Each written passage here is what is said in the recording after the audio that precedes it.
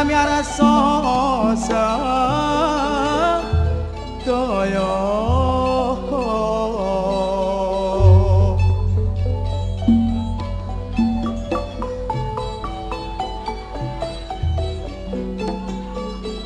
somirsani kesenian kita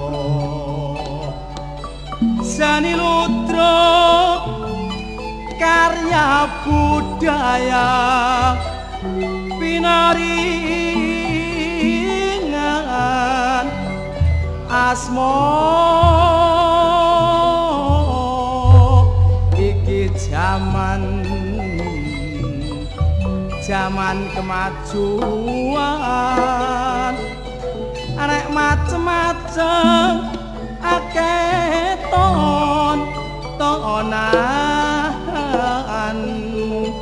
kabeh padha pincak ningkatno mutu budaya kita sing selaras mring Pancasila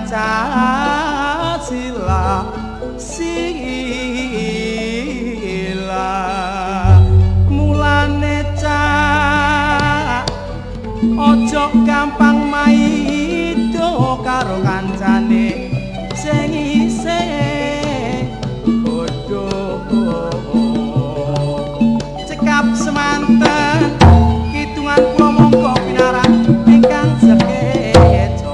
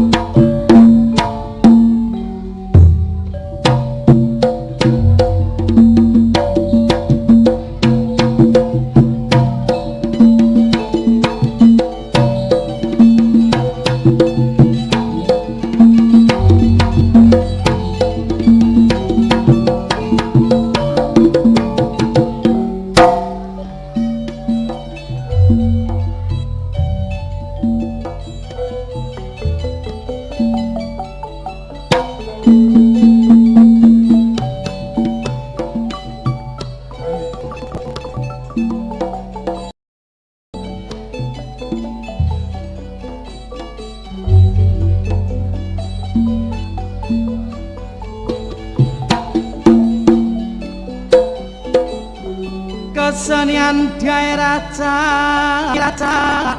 ludra karya budaya kesenian Indonesia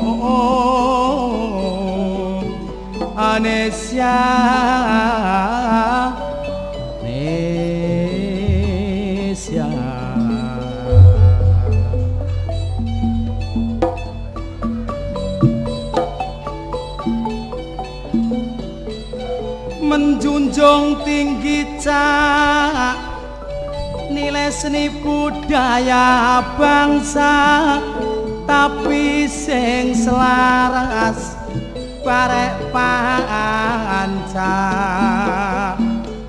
sila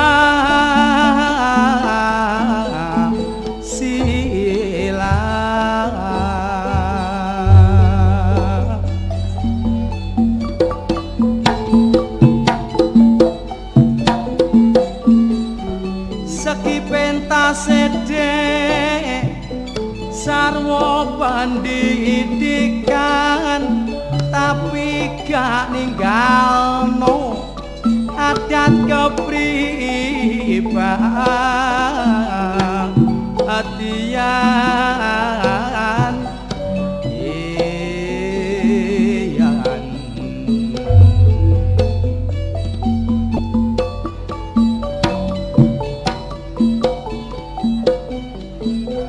sing tak jaluk kancaku seniman kabeh ayo padha ningkatno mutu budaya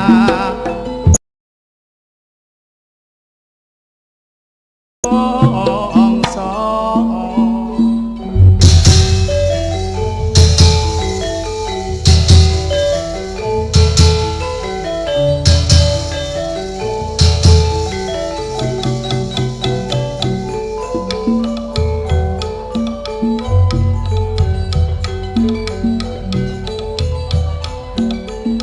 kemerdekaan kita dudu hadiah lo caca saka bangsa aliyo paman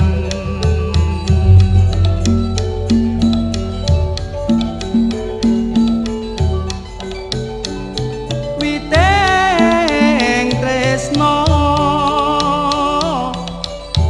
jalaran sok apa kulino alo bebe sesawungan saben dino nanging ora gawe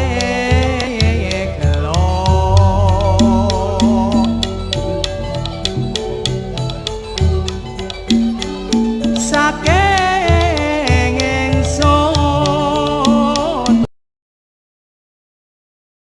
iku saya suwe tambah kayuyun halo sayang tresno kurino kelawan wengi amuge Gusti tansah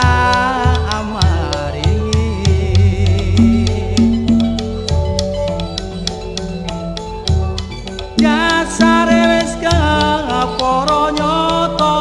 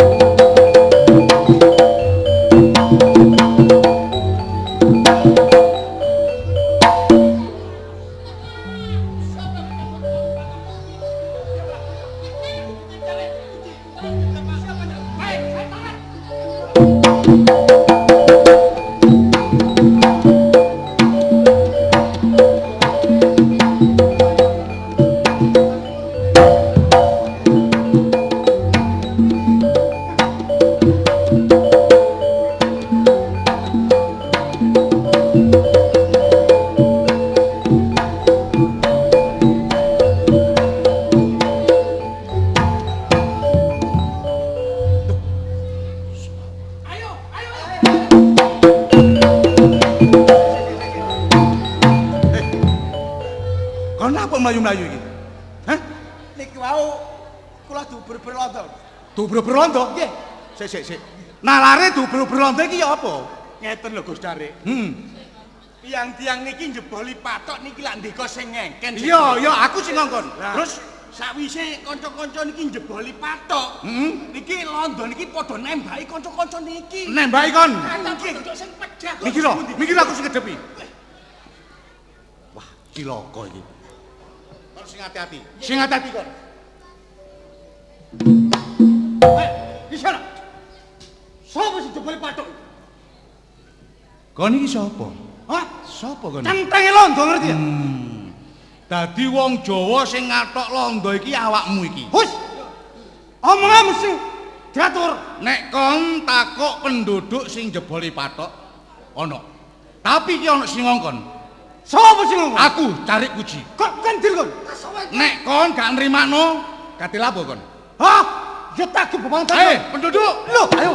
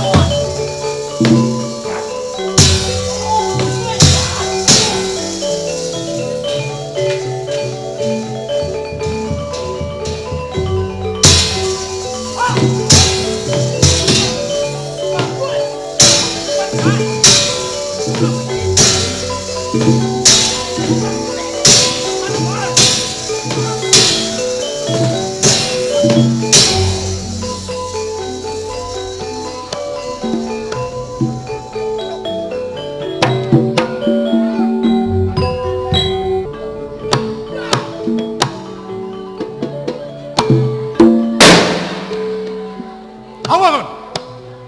Siapa to? Aku cari puji. Cari puji. Cari puji. Buat ekor. Tangkap saja. Tembak. Ayo.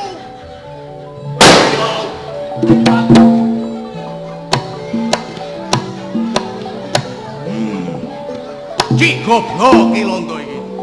Londo karo lor kidul. Nyekel cari puji. Aku mbelani penduduk temenan iki.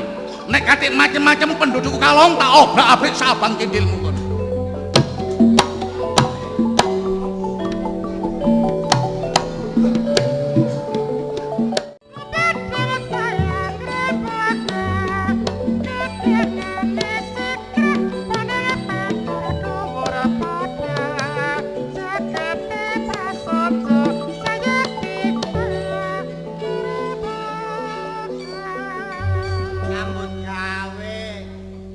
Pirang-pirang tahun gak tahu ana tentrem-tentreme. Maji yo ngapik boro balak-balik gak ngarah kerasan. Kaya Pak Haryoso ngapik boro sing dhisik yo gak kerasan. Gampang kelambine tak luroni.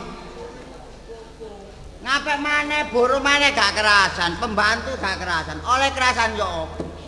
Pak Haryoso nyambut gaene melok londo. Nyambut gaene gak gelem belani rakyate padahal dene kedudukane lurah. Nek diangen-angen wong dene iku lurah-lurah angkatane iku pilihane teko desa, teko rakyat. Gak tambah ngewangi rakyat. Tambah ngewangi londo. Munggo aku wani ngono kuwi tak pateni kabeh londo. Balondo Semanggi, balondo Wage. Balondo Waru Ireng. Lak reni. Urip kok tambah suwe tambah lawas. Nek silakan masuk. Ya. Good morning. Nggih. Betul ini rumahnya Pak Haryoso. Nggih, Pak Lurah. Haryoso. Iya. Ya, makasih. Oh. Ada di rumah? Hah? Ada di rumah. Enten.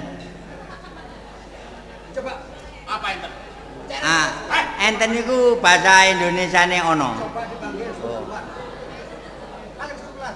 Londone kaya Mak Karim. Dari Mek. Pak, nangis. Pak, wonten tamu.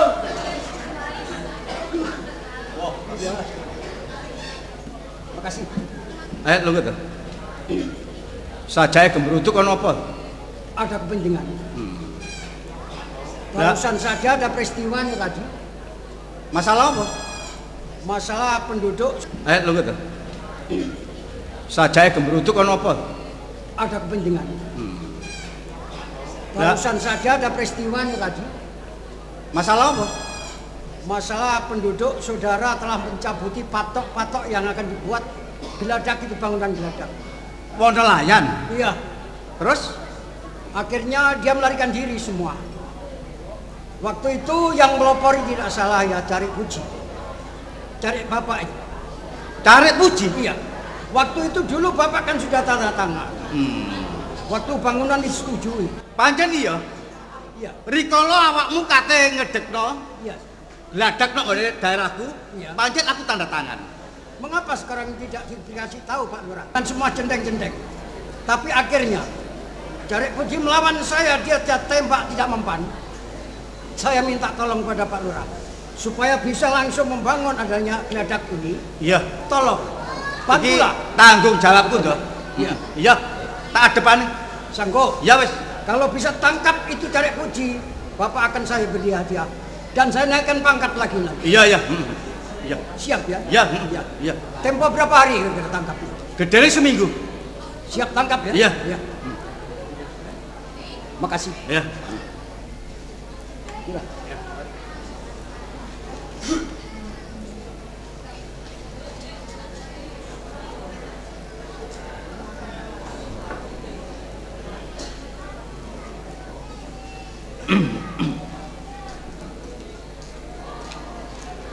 Anak perlu napa kemang? Lodo cuma mampir. Mampir tak mampir. Mampir, Bu. Halah gak usah nek bejuk-bejuk sampean. Mbok terus terang ae karo aku. Ngene lho ya. Sampeyan iki bojo karo aku. Umpama aku nyimpen wadi ya gak bener. Ya kudune samestine kudu ngono. Terus terang rikala londo kate adeg nek nggone Tuban iki.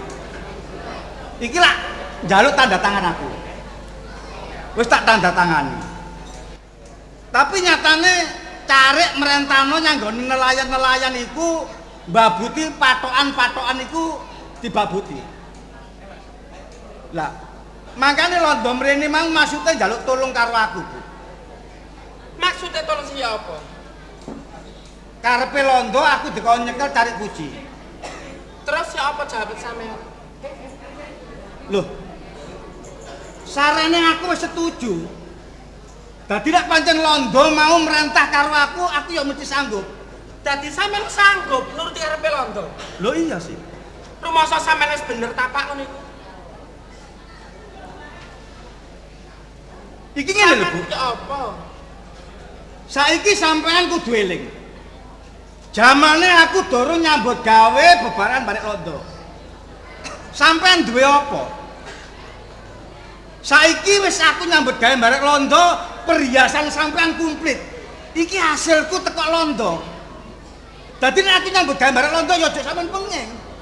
Pak, terus terang aku gak setuju nek sampean nyambut gawe bebarengan karo londo.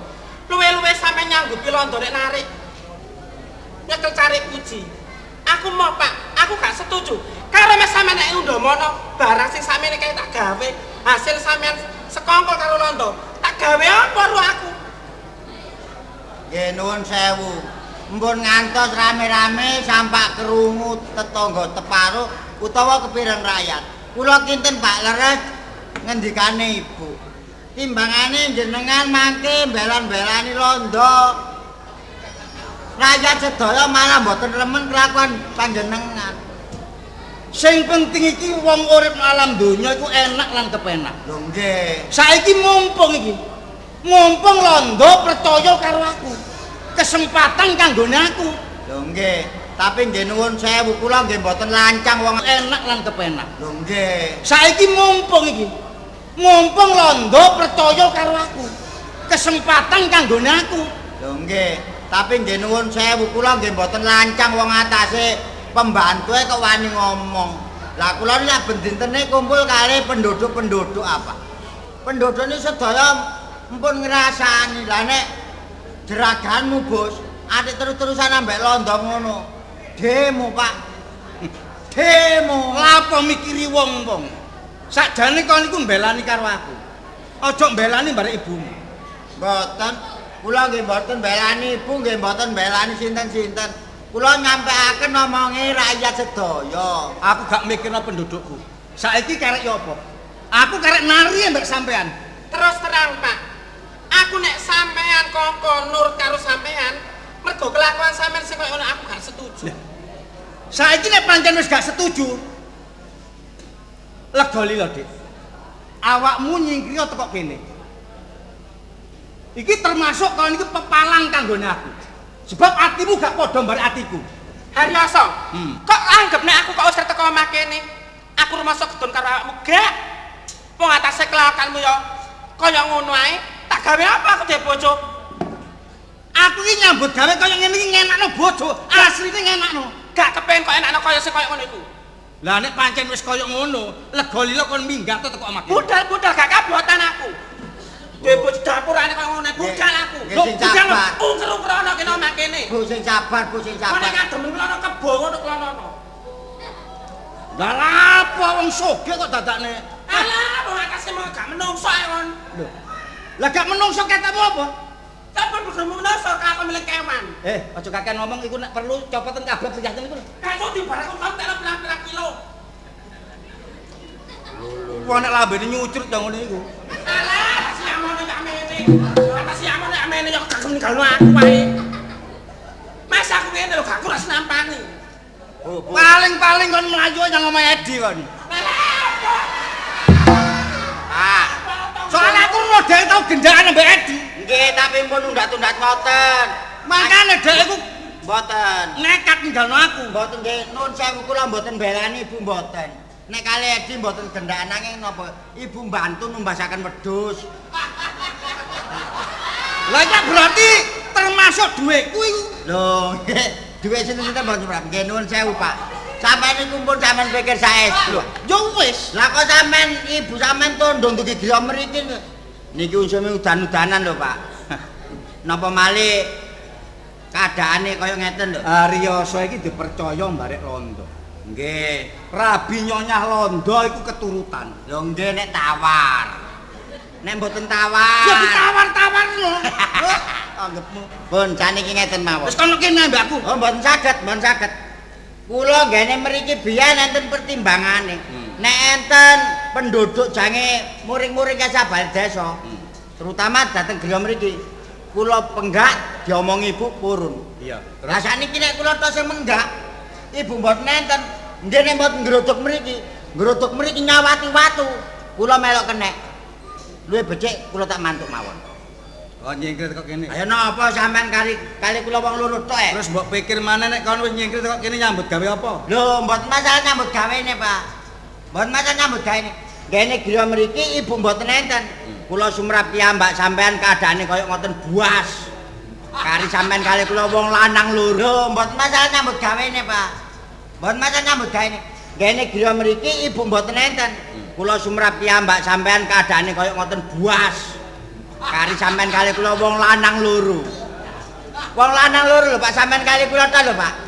Kaget kula. Lah anggepmu aku mbok padakno widodor. Nggih mboten ngotenan pun kula tak wasul mawon. Ya wis nyingkir ya. Nggih. Lega lho nyingkir ya. Pak, bayaran kula, Pak. Bayaranmu piro? Nggih 3 wulan iki. Piro? 3 wulan niku nggih 900. 900. Nggih. Wulan siji kon wis utangku 400. Dipoto. Lho iya sih. Mboten menapa? Nggih, menapa? Kari piro? 500 bayar. Makmu loro nemen, Nggih. utang 700. Niku petengah. Lho 700 lho. Dipoto. 600 tambah 100 700. Nggih. Lah ya berarti piro? Nggih. 1.100.000. 1.100.000. Padahal kan bayaranmu 100. balik kan? Lho anak torok. Apa? Pinten? Kurang 200, 300. kurang 300.000. 300. Selamat aku nggawa ya. Giro lu 300.000. Iki 1.300 goblok. Ini 1.300. ini sepel. Lah. Iki 1.300 iki. 1.300 apa nih? Lah kurang 300.000. 300.000. Lagi. Iki 1.000. Lagi. Iki 300. Lagi. Lho pek 1.300. Lah sampean maca niki kok dugi mriki niki pinten? 300 niki 1.000. Lagi 300.000. Oh, blok arek iki. Sing penting hadiah teko Londo. Cari puji tak cekel.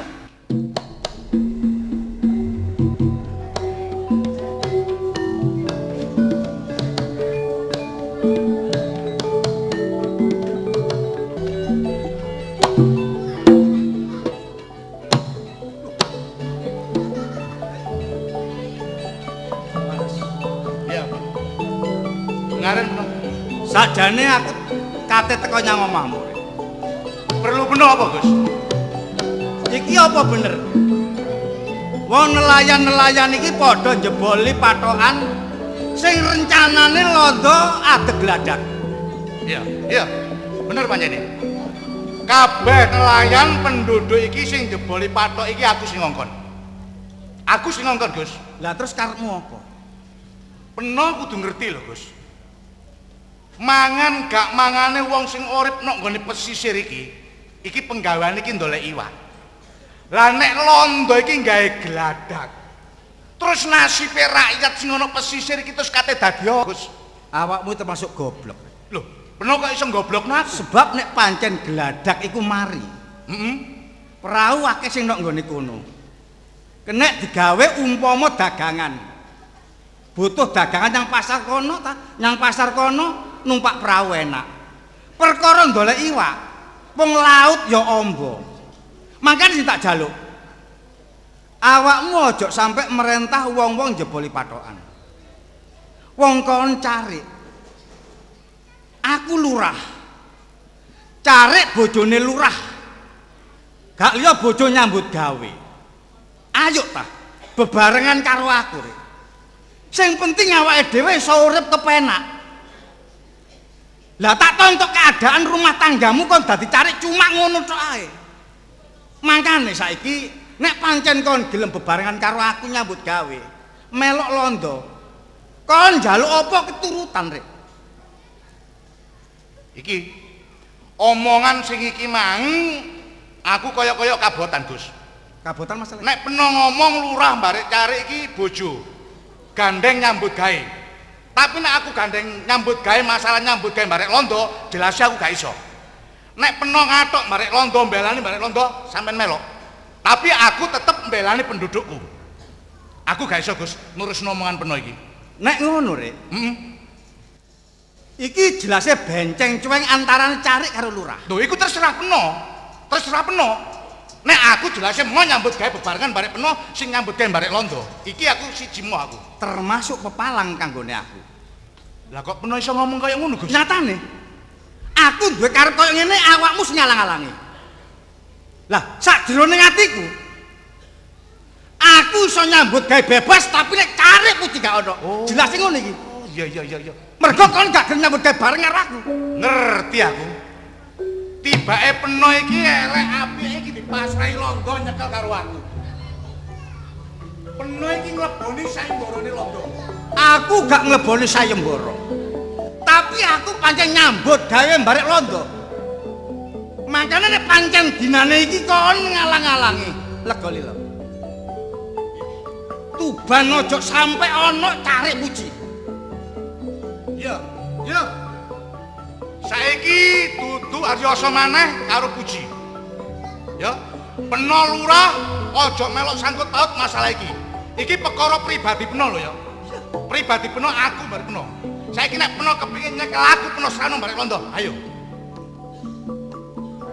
Aku roh sapa cari puji. Iya. Cari puji roh sapa Haryoso. Bener omongan peno. Pancen jaman nom-noman kelet dadi siji. Penggawane golek ilmu. Iya. Mangkane wektu dina iki kon malah-malah eling jaman nom-nomamu kira-kira nek wis kedadean kaya ngene.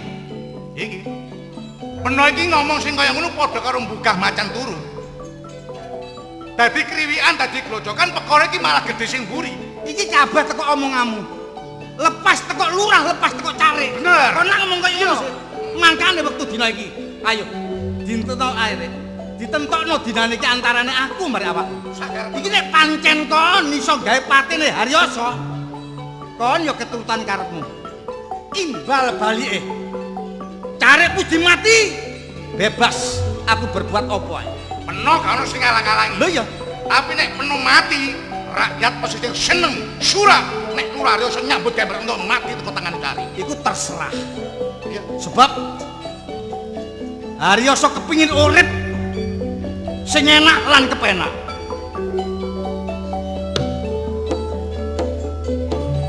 Ngerti? Pusaka iki gak sembarangan, Gus.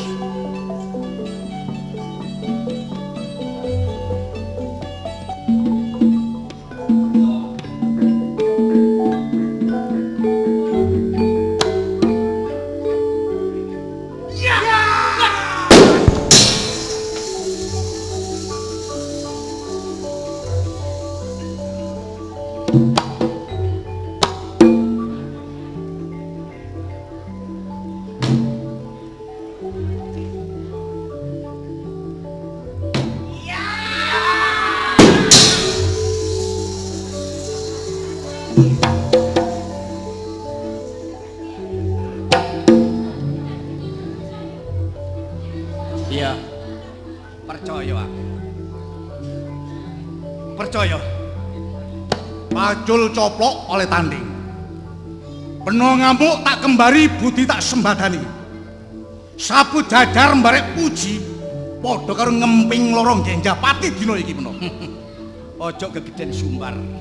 Sebab kedadean iki durung ana sing kalah ya durung ono sing menang. Ya. Kono ya jok ngaku nek kon menang. Ayo. Saiki apa maneh? Aji apa kate mbok trakno musuh aku? Ayo so. Pandeg. Pandeg puji.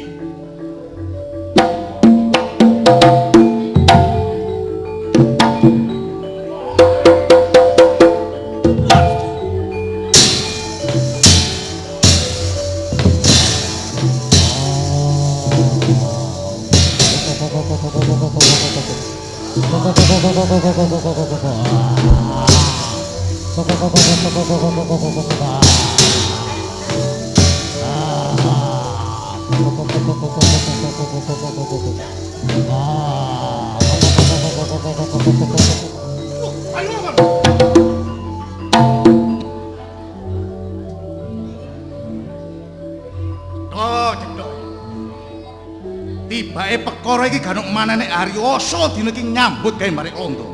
Tapi aku tetep mbelani pendudukku. Nek nganti Haryoso munggah nang tangsi ngomong nek karep puji ngamuk mesisan Suraendana lebri papan tinorek. Tangsine Londo tak unggahe tak obrak-abrik saaban cindil mundo.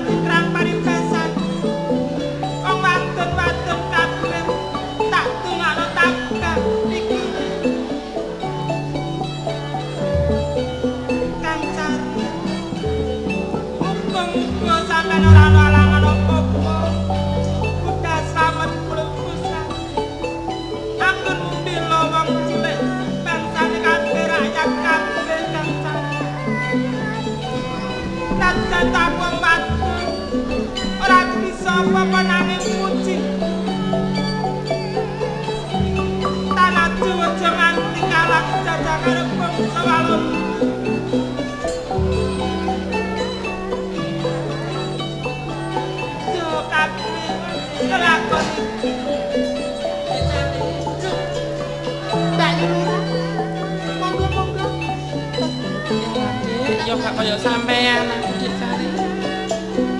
Pak Janur Muno. Monggo kinarang.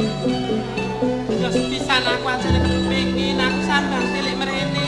Kaping pindhone aku pancen ana gawene dicari. Wonten damel menapa, Pak Yu? Pak Janur Muno sana.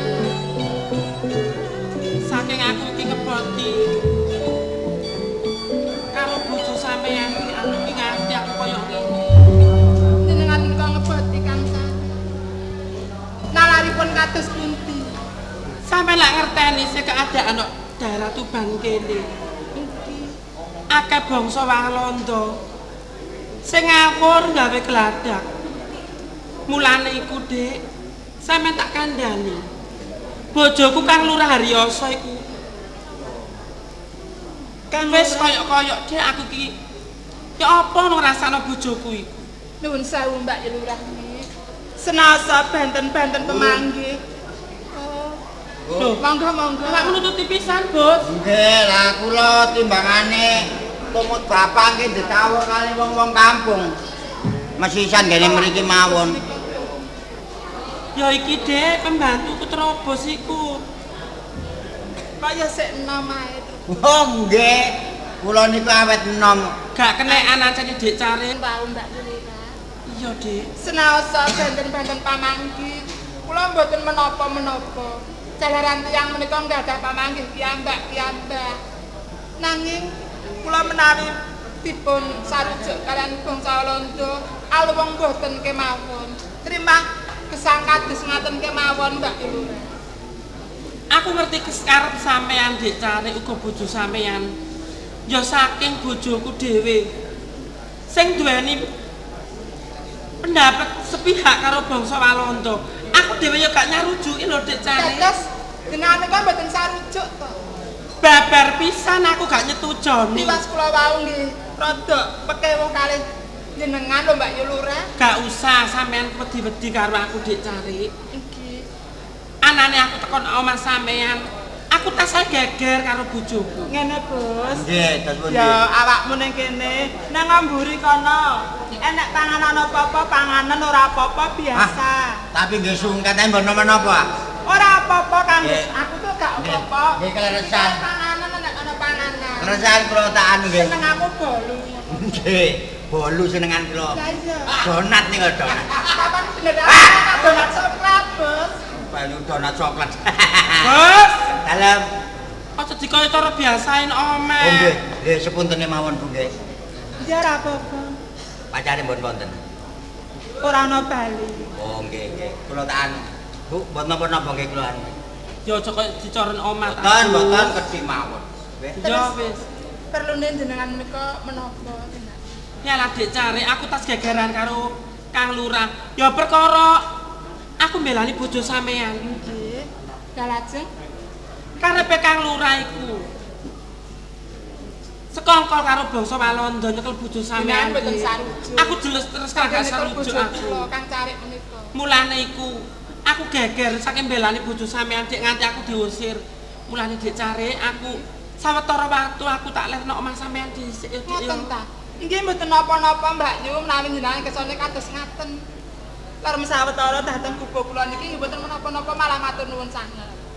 Engko nang sampean iki gak nyarujuki umpamane ngono gawe repot sampean aku nok kene. Mboten babar pisan mboten kula menika nyawangi tiyang sinten kemawon kula menika cocok. Ya matur suwun Dik Cari. Menawi ngaten monggo kula aturi dhateng wingking. Nuwun sewu lho Dik Cari ya. Nggih mboten napa-napa Mbak Yu.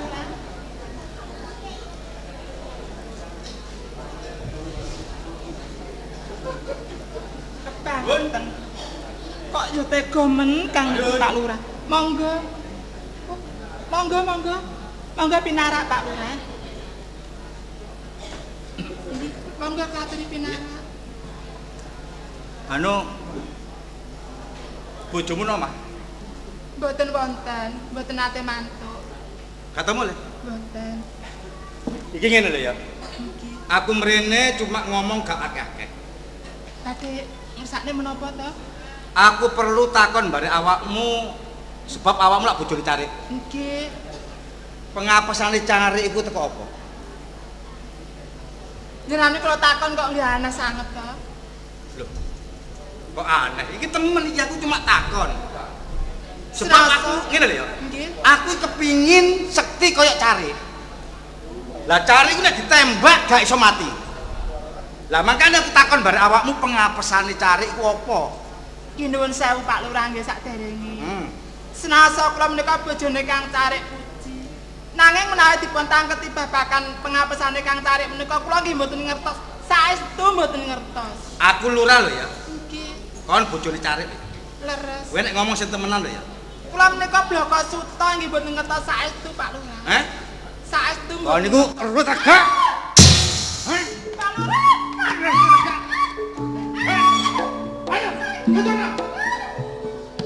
Kon nek gak gendut tak pateni kon. Saestu kula menika mboten ngertos Pak Lurah. Lho, ana apa? Piye cek Pak? biasa kelakuanmu. Perlu apa kok kalau main dicari? Heh? Aku gak butuh awakmu aku. Masa aku gak butuh dapuranmu? Lah kok perlu apa kalau makini? Aku butuh barek bojone cari. Terus nek butuh dek cari jange lapo kon? Aku takon pengapesane. Kono aja melu-melu to. Cek gampange kok takon pengapesane dek cari. Mentang-mentang kok dadi lurah terus gak sak gelemu dhewe. Terus nyambut gawe bebarengan karo rondo kaya mentol ambek bangsamu dhewe. Iki urus aku, ya. Urus aku. Urusanmu gak urusanku. Nek aku gak kaya awakmu, pikir kan aja kok terus no. Kate lapo kok mentang-mentang nek kon lanang kok anggap aku gak ngerti pengepesanmu. Terus no. Aja terus no kon maju terus kon. Sampun dadosaken tegra sampun patujon kaya Pak Lurah. Wong atase yo gampang pengapesanmu petetak-petetik, masa aku wedok gak wedi ambek kon. Terus kon rene kon. Sampun Bu, Nek modar musuh aku kon. Sampun Pak Lurah sampun. Panjenengan pun duka. Nggih, Perkara Pak Lurah nek mboten kene di eman padha lanang. Lah apa kon iku jangian? Jange kesawe iki. Yalah, kok mata senggo terus nglewangi aku. Mbak Lurah nggih. Jalaran Pak Lurah menika tangklet pengapesane Kang Carik menika napa? Jane kula nggih mboten ngertos saestu ngantos kula dipiloro kalih Pak Lurah, Mbak. Mas yo sampean ngerteni Dik Cari aja sampe pengapesane bojo sampean dudono karo wong Nanging liya. saestu kula mboten ngertos. Ya gak apa-apa Dik, saiki tentem-tentrem. Gak usah sampean wedi-wedi. Selagi ana aku nok kene, Kang Lurah gak bakal ganggu gawe karo sampean. Ngaten ta, Mbak Yu? Iya. Nggih. Monggo dipun tentemraken, Mbak. Ya sampean istirahat ae. Nggih, monggo.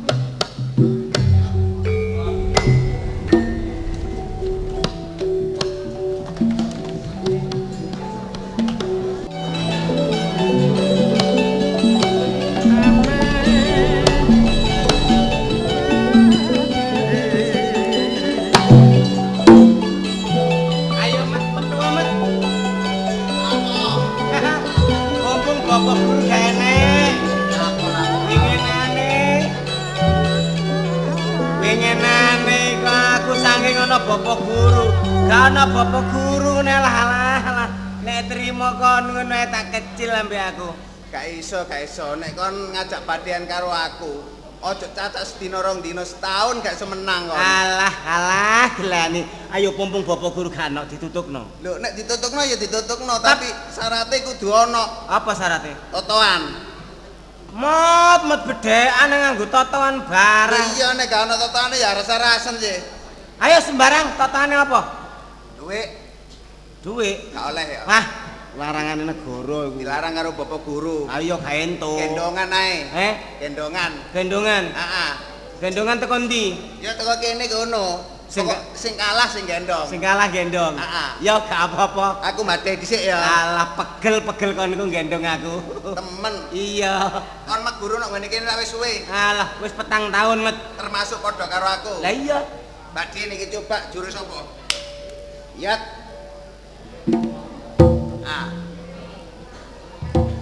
Cikampek Salah. Cimande Salah. Citandui Salah. Katok Nguntir kelopo. Mo jurus nguntir kelapa. Lah sak jenengku wong aku bisa. Enek Ayo jurus nguntir kelapa iku lho kon niku. Kan to manpa sak bapak guru ku mulangi jurus nguntir kelapa iku. macem-macem. Liyane jurus iku apa gak iso aku. Akeh tunggale. Yat. Yat. Yat. Jurus apa? Ayo. Anu tendangan maut Salah. naga langit Salah. puspanaga Salah. katok Gurak PT. kon to mon jurus kok gurak pitik iku. Umon. Nakalan selamat iku. Jurus kok gurak pitik liyane kene apa? Met jurus iku liyane iku gak ono. Ono. Sing ngene iki lak yo aku sih, Met. Saking pegel digendong. Yat. Yat. Nah. Yat. Yat. Yat. Apa?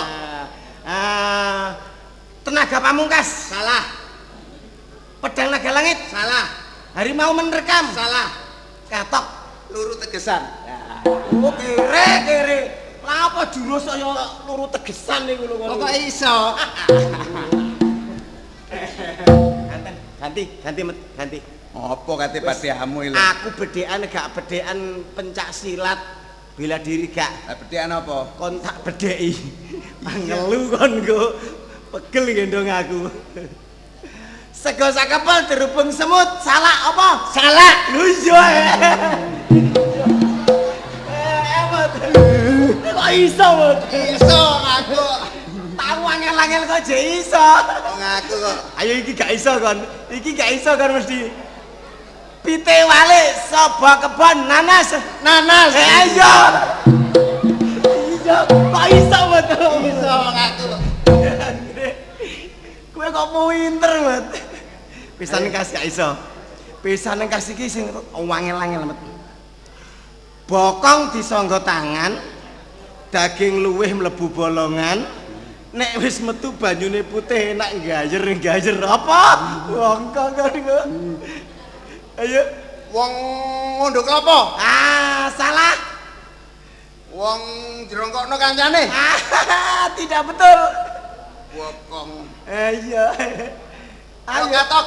katok iku ngono wong ngemiki anake Mas Kok iso? bokong disangga tangan bokonge anake disangga mboke daging luwih mlebu bolongan pentil dimut anake nek wis metu banyune putih metu banyu susune banyune gayer gendong iya lho Mat selamat kodol iki gendong Wes ngono lho. wis apa gendong dicengkiring Cengkiring. apa gendong ke sikil situ tok Lah sing bener ya apa? masa goblok gendong iki ngene lho Met lah Ngene ta. terus kudu ngene goblok Nang aku mang. Aku mang ya apa? awakmu mbok cengkiring tok ngene iki Oh ngene ya. gak bener Iki salah ya. salah kaya aku mang selamat nakalan bapak Ora padha nyambut gawe. Gojekan, guyon. selamat sing nakalan bapak bedhekan nakal Mboten niki. Sing nakal sing ndi? Sing niki nakal Tak niki. jamonane. wong kula gendong bau apik lan apa kula menang digendong kok dicengkiring sikil Lah nek bedhekan gendongane mestine ning gendong ya apa? gendong niku lak mestine ngeten apa apa gendong niku lah ngeten lho lah ngeten iki kudu mriki Lah iki jenenge bedhekan, Mas. Bedhekan. Lah nek kon karo kentut ya apa? Ngeten kula. Ngeten. nah dicengkiring bapak ngeten iki lak mboten bener bapak Ora bener mestine wong gendong ya ngene iki lho. lah ngeten Dengkulmu mlosok ngono. Jim bapak bapak kudu Otak. sepuntene bapak Kon ning kene ora cukup golek ilmu tok. nggih Pegawaimu kok tak persudi kanggo nyukupi uripmu. Sebab wong megura-gura ngelmu nek ora mangan ya mesti luwih. nggih Mulane nandur-nandur kudu mbok udi tenanan. Nandur telo kudu tukul telo, jagung sing lemu-lemu kae iso kanggo murakapi saben dina. Nggih, jagunge pun pun ajenge Panen sampeyan digawe mangan. pun temunu pun. Apa temune? Pun kena ditunu. Oh iya. karep kula niki Lah telone. pun petang tahun kang mriki niki sampeyan ulangi ilmu sing rada meningkat ngoten lho bapak Ilmu apa?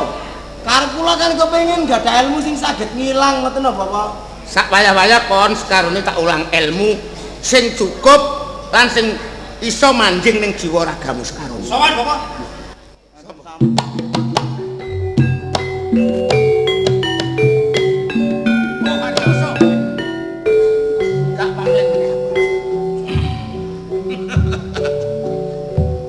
Kok janur gunung? Kon saiki wis dadi lurah. Enak uripmu. Biasae ora gang dina kon sambang tilik barek wong tuwa. Bareng saiki kon wis dadi lurah kok arang. Gak tau kon niliki wong tuwa. Nggih. Masalahe ngeten, Bapak. Niki ten desa kula lak ruwet, Pak. Perkara Enten deg-degan londo ndamel gladak. ning desa. Sakjane kula mboten setuju, Bapak. Mboten setuju. Ana benerene kon gak setuju. Nggih. Dasare daerah utawa desamu dincak-encak barek Lah. Solo. Niki sing nyetujoni Carik Puji. Carik Puji. mingerke blatik. Lah makane niku kula sowan ngriki. Lah Carek Puji kula elingaken mboten kena sampai geger kula. Sampai adu ilmu. Nggih, mboten enten sing kalah, mboten enten sing menang. Tapi nek dijar-jaraken kaya ngeten iki, Londo ten Tuban malah ndodro. Sebab napa digungi kalih Carek Puji? Lah sakniki ngeten. Kula dugi ten ngene sampean iki, Bapak. Cuma taken. Takon kula niki perkara pengapesane Carek Puji. Pengapesane. Nggih. Sebab pun kula elingaken mboten kenek. Nek Carek Puji ku duduk murid. Nggih. Ning muridé peguron liya. Sing peguron iku mau biyen Nggih. tunggal guru karo bapa nalika isih padha nom. Nggih. Lajeng Ana sambungane, ana hubungane antaraning bapa karo gurune Carek Puji. nggih. Lumantar pusaka sing bapa gawa iki. Biyen pusaka iku loro. Sing situk dunung ning gurune Carek Puji, sing situk iki ana tanganipun. Wah, nggih. Sing ana gurune Carek Puji diarani pusaka Kyai Sengklat. Iki pusaka condong campu. Nggih. Lah, gandeng Carek Puji tekun oleh suwita ngenger barek gurune sehingga pusaka Sengklat diwenehno barek Carek Puji. Nggih. Mulane Carek Puji dadi wong sing sekti mandraguna ora tejas papak paluning pandesisaning Gurento. Leres. Harius, Nggih. nek kon takon pengapesane Carek Puji, dununge ana pusaka Kyai Sengklat. Oh, pusaka sing dicepeng kalian Carek Puji. Nek kon iso njokok pusakane Carek Puji, uwal saka jiwa ragane, teges apes Carek Puji temekaning lena. Nyuwun pamit, Bapak.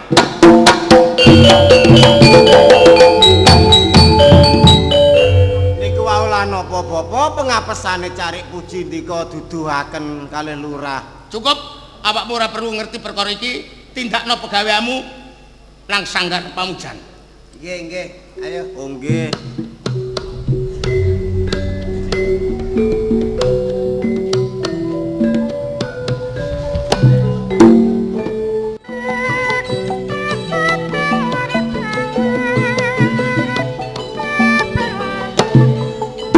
Wes tadi. Barang sing wis ora perlu digetuni. Kabeh mau wae. Ngene, Dik. Senajan awakmu ditundung karo wong tuamu minggat saka omah, aku uga ngono. Aku lek ngeboti awakmu sampe wong tuaku ora ngarepe aku dikongkon nyingkrih teko omah. Kok terus awak dhewe iki apa lho, Kang? Kang mongko sampean ambek aku ora tau ndelek penggawean. Lah iki ngene, Dik. Nek wis ana kedadean sing kaya ngene iki aku kudu nimbang awakmu.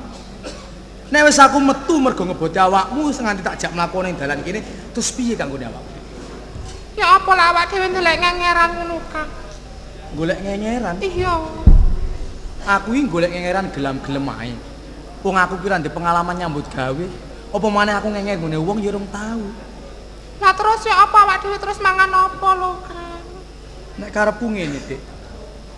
Piye nek enake awak dhewe golek kayu didol nang pasar ngono ya? Ngono ta? Iya. Apa itu awak dhewe nggawa apa lho lek golek kayu nang gone kono kan kudu nggawa gaman sih, Kang. Lah terus piye Dik wong awak dhewe butuh mangan? Iya nek kewan mangan godhong doyan mangan suket iso. Wong awak dhewe menungso. Aku krungu omonganmu melok ngeres aku. Nggih. Dadi awakmu iki termasuk arek keleleran kok Tuban kene. Nggih kenging diwastani ngaten, Dik. Lah pernah apa? Niki calon bojoku. Calon bojo. Nggih. Lah kok terus sampai tekok kene ya apa nalare? Cintane ngaten. Kula niki mboten setujoni kalih bapak kula ugi Sri Wilis menika. Ngantos kula ditundung saking omah medal saking jabane griya. Padha tresnane. Nggih. Tapi wong tuamu gak setuju. Mboten setuju. Umpama tak tolong ya apa? Gelem ae lho, Kang. Sampean gelem. Aku lurah Haryoso lurah kene. Oh, dadi jenengan Pak Lurah. Iya, sing kuasa Tuban kene. Heeh. Kula nika nggih pados ngengeran menawi jenengan nulung tambah kula seneng, Dik. Gak usah kuatir. Nek perlu kon tak kawinno. Nggih. Tak kei penggawean. Ya. Gawean, Dik. Ya malah kebeneran sih, Kang. Tapi ana syarate. Kok wonten syaratnya to, Pak? Awakmu kudu iso methuki Carik Puji.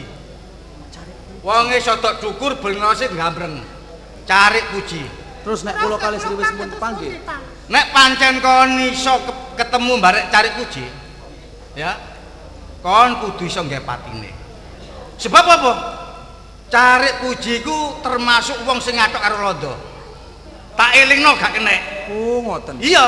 Lah iki bertentangan karo aku. Aku lho nggih mboten seneng nanti tiyang ngoten niku. Lah makane nek pancen kon gak seneng, Nggih. iki biasae liwat kene Carik Puji. Lah carane dos pundi kula mateni niki? Sing penting kon kudu iso nyolong pusakane. Nyolong pusaka. Sebab pengapesane Carik Puji teko pusakane.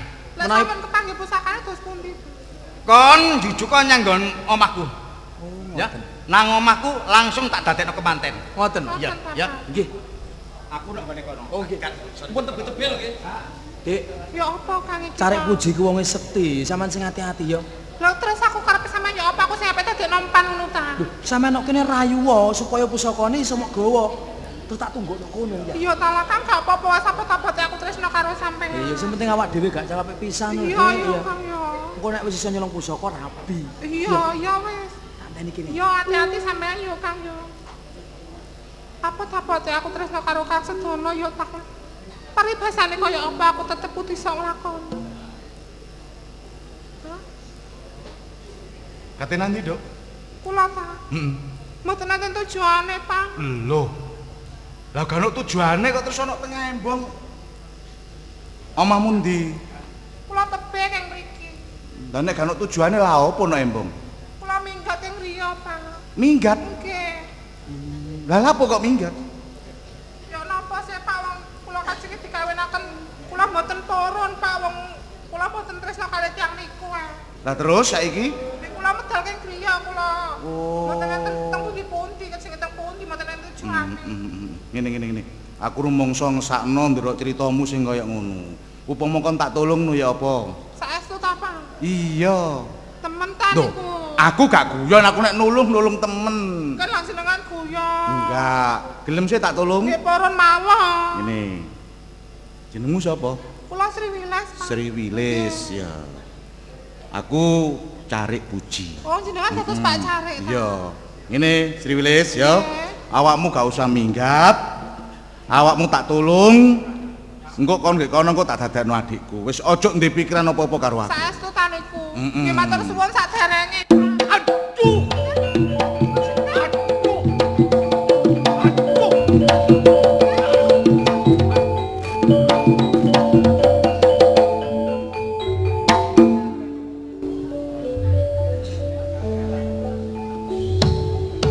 Sampean bogas bagus kula ngejer, Pak. Ora usah kuwatir ana aku. Tapi sing penting kula lak dinikahno to, Pak. Aja kuwatir tak nikahno. Iki kan calon bojomu. Calon bojo kula Lak niku. durung bojo sih. Dereng.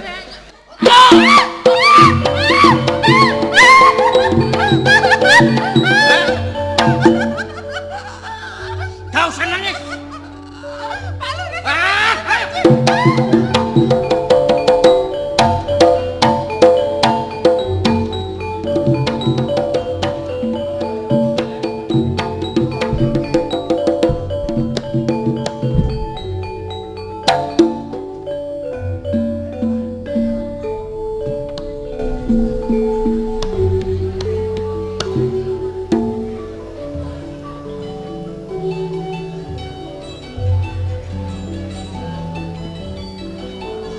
Pirang-pirang dina ning Dara Tuban. Cejat adat saben. Peteng dedet lelimengan kaya mendung kalingan mega. Mulaku mudhun saka ing Depok.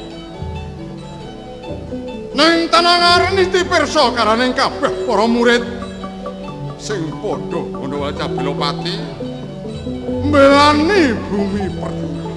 Aja nganti dicek-cek karo bocah iki.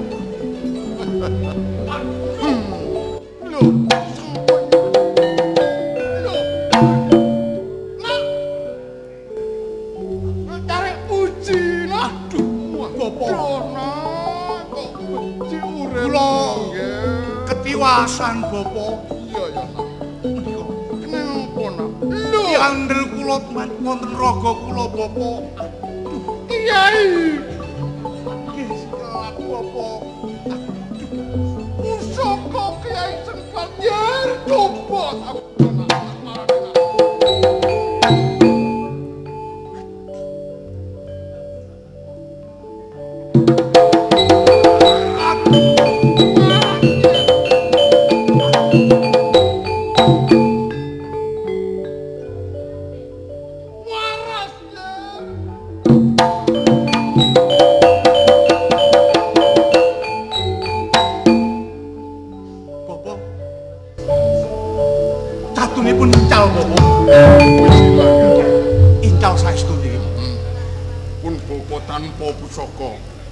pusaka iki tak gaweke marang kowe nak ya. Inggih, Kyai Cengklat iki. Nek pun bapa kadung ilmune man tak tebah tali memedi lebur tanpa dadi nak. Inggih. Kula nggih, wektu dina iki aku duwe murid sing jenenge Carik Puji mung kowe sing tangguh lan tangguh. Tutupno perjuanganmu. Belani pendudukmu nganti mbok rewangi pecahing dada utang Widiraya nak. Inggih, Bapak. Inggih. Pusaka iki ya nak ya. Nggih. Ki andele pun padha nganti uang saka ragamu ya. Ngestokaken menapa ingkang dados dawuhe Bapak Guru. Nggih. Kula tampine Bapak.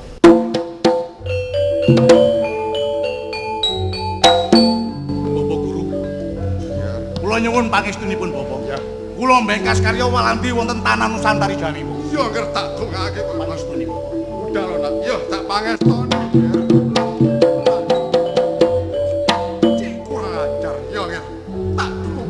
Kales ing sambikala Carik Puji bisa ngrampungi gawe.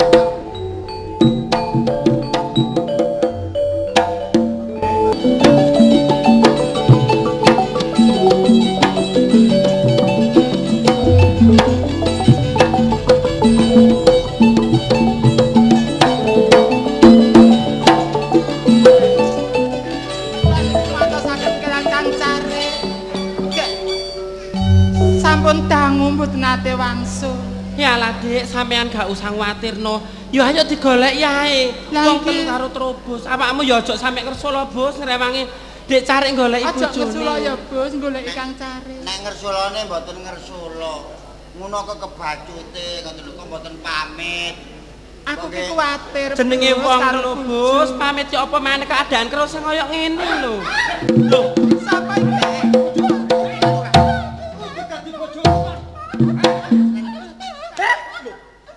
Kon cetek wedokan ayam ana mene. Wedokan ya. Wedok temen iku kok wedokan. Lah iya. Enom sampe tuwek gak maren-marene. Kok nek dipatoki loro gak maren-maren yo, so. Bareng awakmu iki dudu bojoku. Sapa sing ngurus aku bojomu? Mas aku ngurus bojomu.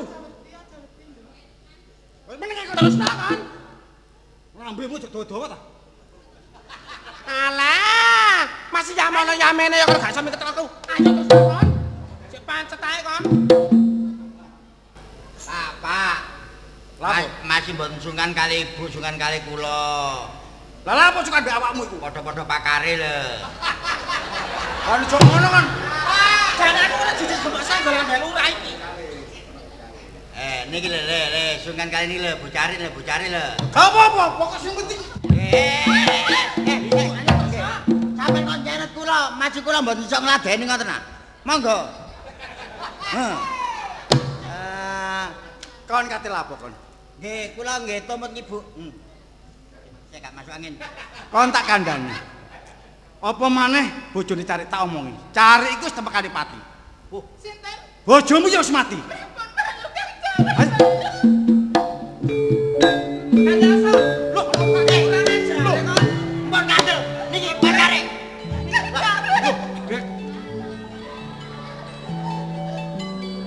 Apa Lurah Haryoso ini, Man?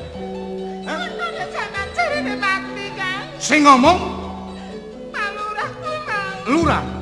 Loh. Sriwilis. Sampeyan tepang Dik Carik. Kalih bocah. Iya, yo. Kenek apa awakmu ndek pokal gawe sing kaya ngono? Aku nolong temen barek kon. Kula ngapunten saderenge Pak Carik. Terus Kula untu wau atas kula dikangen kalian Pak Lurah. Kula mboten semrep napa-napa, Pak. awakmu kongkonane Lurah Haryoso. gawe cara sing kaya niku mang. Licik. Licik Lurah Riyasa ning. Mboten nyek napa sedhe cari. Ngene, Bos. Nggih. Jelas aku gak nerimakno masalah iki. Soale perkara kabeh iki sing gawe Lurah Riyasa nyambut gawe gandara teng barek bangsa Londo. Wis sisan yu ya. Nggih, Dik. Nek peno gak seneng barek bojo peno Lurah Riyasa iki, ayo munggah nang tangsine Londo. Nek perlu ayo dobrak-abrik saabang kidine Londo. Monggo, Dik, kula. Kon wani, Bos. Ampun kuwatir. Heh? Napa, Bos? Wani mati kon. Munggah nang tangsine Londo. Wani. Lho. Wadah. Kon sing gagah. Nggih. Yuluan. Peno wani mati musuh Londo. Pantun Dik cari kula. Peno, Dik. Aku go wani, Kang. Wani Sri Wilis. Kula kewantun, Kang. Kon, Bos. Wani. Lho, Bos. Wani ku gak usah nggodhek. Wani. Ngono lho. Sing tegas ono wani. Oh, nggih. Ayo. Ayo kula nggih dadi cacane Londo. Lho iya. Timbangane kula urip sora luwih becik nglawan Londo. Wani. Wani. Lho, aja katek nggodhek. Nek iso aja digoncek, Bos. Ayo. Wani ki Nek wani munggah nang tangsi. Nggih. Wani. Wani, mantu kon tak pateni kon. Ayo. Wani. Mboten. Lho. Kok boten iki apa nek boten ku ngene nek wani ku nggih. Kon gopo kabeh. Nek wani ya napa? Nek wani. Pantun Pak, mateni Londo kula. Nek wani mantu. Lho, kula wani mateni Londo. Ah, nggih. Wani matur. Godhek cetane iki. Kon kok aja bingunge Dik cari tanah Bos kok ragu karo awakmu. Nggih, wani. Wani. Wani. Ayo, Dik, Yulurah, jelas munggah nang tangsi. Tawur.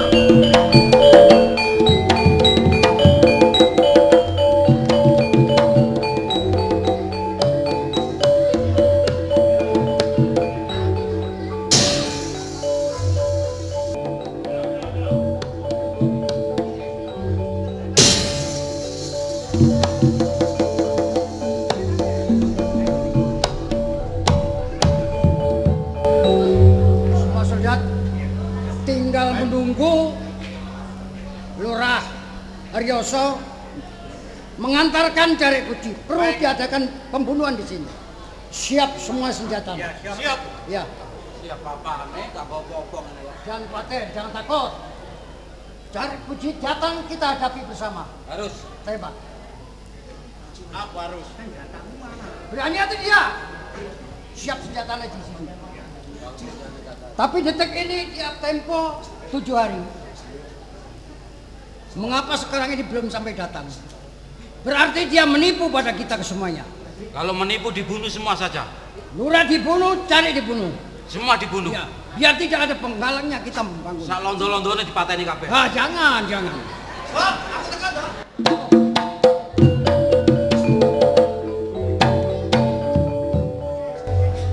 Loh, Bagaimana? awakmu siapa, Ndoh? Awakmu siapa? Sudah, senjata siap. Iki Jarek Puji nyamuk. Jarek Puji nyamuk. Akhirnya gimana menangkap? Ayo. Aku sengaja mlebu nang tangsim, Ndoh. Aku kepingin numpas menungso sing kaya kon. Ingin menumpas. Gerak sama Ayo. Tembak. Tembak.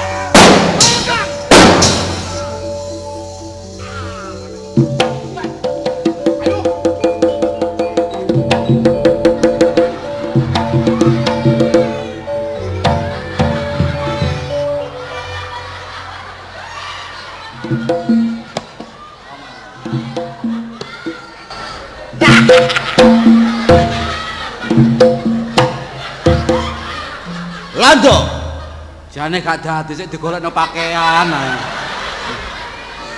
Sik dipaksa ae nyelana kok celanane kliwon.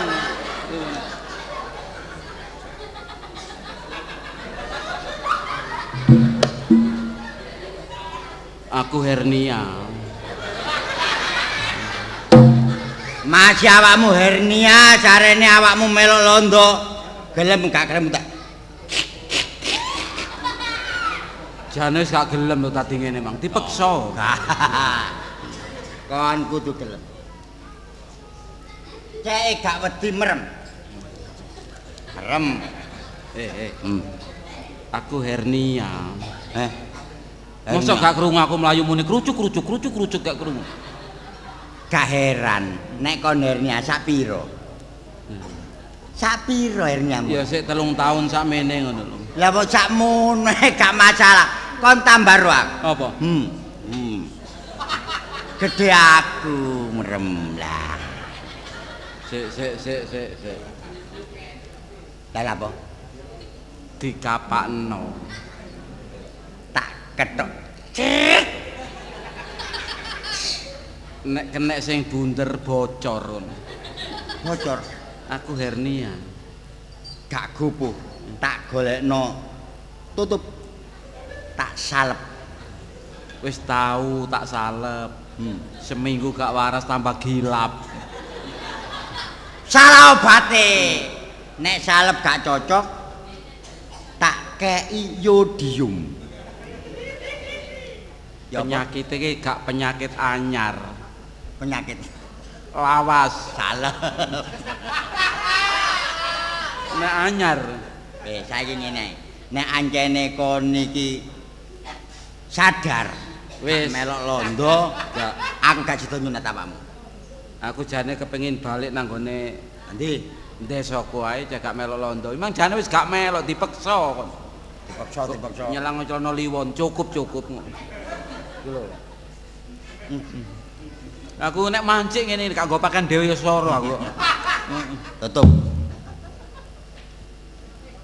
Nah, Wis, kari kon gelem disunat agak? Gelem disunat agak? iki kaya ngetutno Cina mati ya. Saiki kon gelem disunat agak? Nek gak gelem ngomong. Gak wis aku saiki tak insap ae. Nek kon gak gelem disunat, aku durung sunat. Ayo njero kono aku sunaten. Ngono ah. Ayo.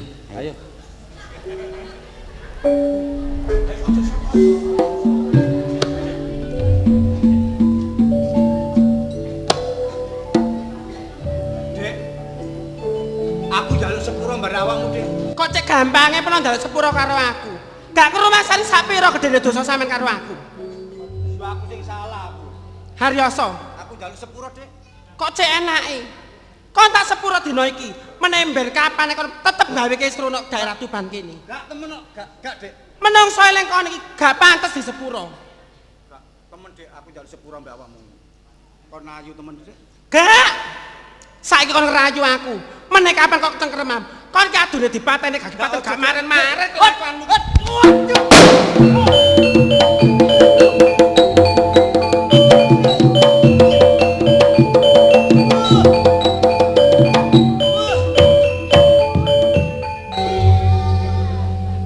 Hus.